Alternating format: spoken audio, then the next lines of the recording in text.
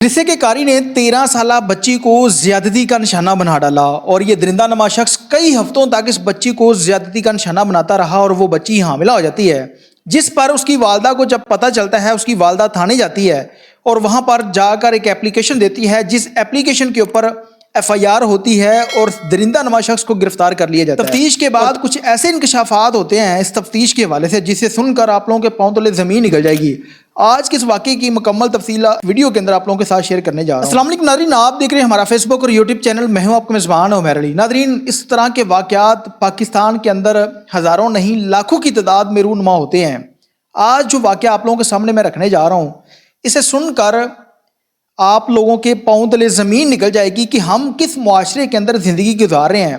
क्या इस मुआशरे के अंदर ऐसा भी होता है? जी हाँ, इस मुआशरे के अंदर भेड़िया नमा दरिंदा नमा शख्स मौजूद हैं जो कि लोगों की बच्चियों की इज़्ज़तों को नोचते हैं और ये नहीं देखते कि ये बच्ची बालिग है या नहीं है, और सिर्फ अपनी हवस पूरी करने की खातर उन बच्चियों की ज़िंदगी तबाह करके रख देते हैं। ऐसा ही वाक़या रिनाला खुर्द के अंदर पेश आया, जहाँ पर एक मदरसे के कारी ने 13 साला बच्ची को मुबैना तौर पर ज़्यादती का निशाना बना डाला। ये बच्ची उस कारी के पास मदरसे में पढ़ने जाती थी।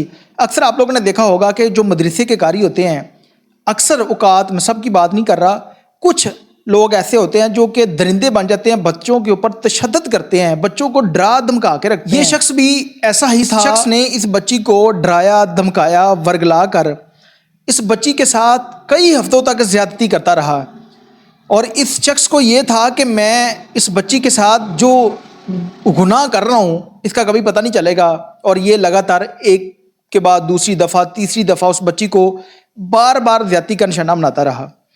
इस शख्स का नाम तनवीर है। ये रिनाला खुर्द में एक आज़म टाउन के अंदर जामिया मस्जिद का एक कारी है जहाँ पर ये बच्चों को तलीम देता था। अब एक तलीम देने वाला शख्स, एक पढ़ा लिखा शख्स, अनपढ़ बंदा, मैं मानता हूँ कि शायद उस शख्स को इस बारे में इल्म ना हो कि मैं जो गुनाह करने जा रहा हूँ इसकी सज़ा जज़ा क्या होगी, इससे क्या कुछ हो सकता है। लेकिन वो शख्स जो कि मदरसे के अंदर बैठकर बच्चों को तलीम देता है, वो शख्स जिसने लोगों को दीनी बातें बतानी है कि आप लोगों ने ये काम नहीं करने, इससे अल्लाह नाराज़ हो जाता है, वही शख्स उठकर उसी मदरसे के अंदर एक 13 साला कम उम्र की बच्ची को बार बार ज़्यादती का निशाना बनाता है। अब उस बच्ची को इसने इतना डराया धमकाया था, उस दरिंदा नमा शख्स की मैं स्क्रीन के ऊपर फुटेज भी आप लोगों को दिखा देता हूँ। वो शख्स है कौन? उसने उस बच्ची को इतना डरा के रखा था कि उस बच्ची ने अपने घर नहीं बताया। जब उसकी तबीयत ख़राब होती है तो वो हॉस्पिटल लेके जाते हैं और हॉस्पिटल वाले कहते हैं जी इसकी अल्ट्रासाउंड करवाओ।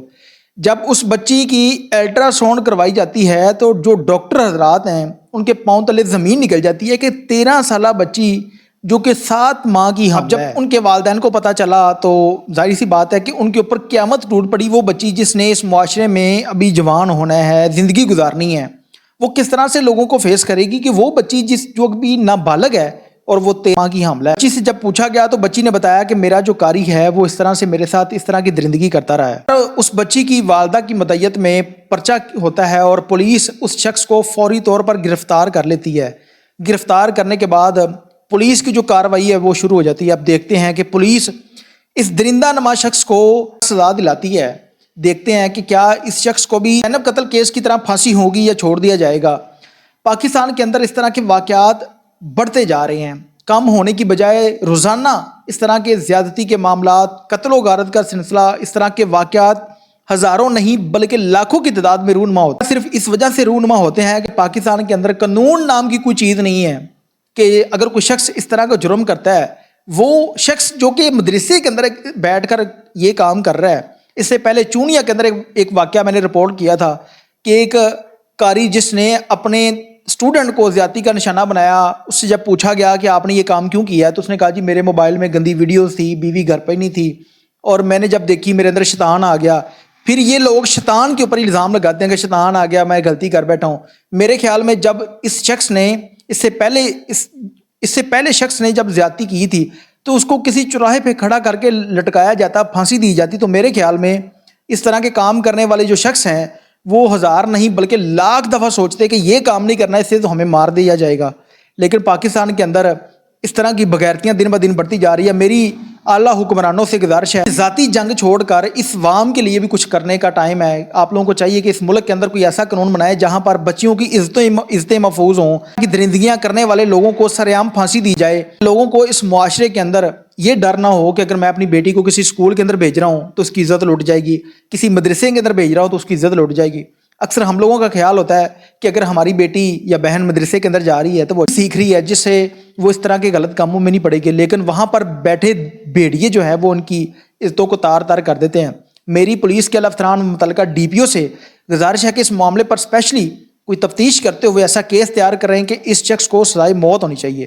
اس کے ساتھ اپنے میزبان عمیر علی کو اجازت دیجیے اور دیکھتے رہیے ہمارا فیس بک اور یوٹیوب چینل اللہ نے کے بعد.